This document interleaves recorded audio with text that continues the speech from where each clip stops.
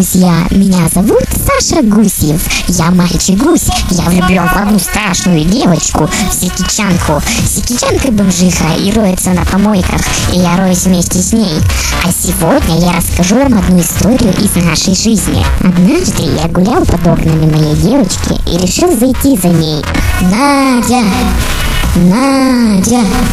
Сикичанка! Привет! Привет, Надя, ты выйдешь? Да, мой милый, уже бегу к тебе.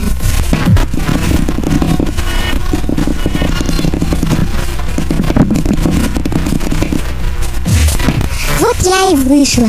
О, любовь моя, я так скучал по тебе. О, мой гусик, я тоже скучала. Слушай, я тут с мамой такое место классное нашла.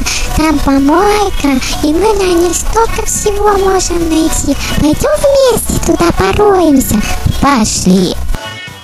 Фигня, что-то хрень какая-то.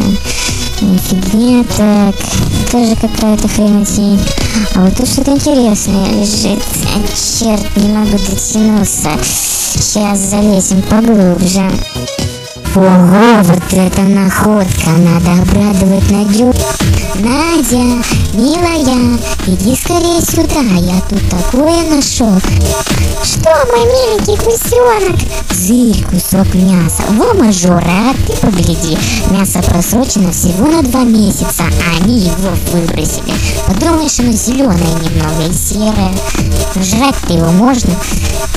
Наконец-то я поем нормально, ура! Милый, вылазь из мусорки, пойдем скорее домой. Мне надо успеть наточить на кривой зуб, чтобы он лучше кусал, а то мясо-то не свежее. Милая, как же я тебя люблю.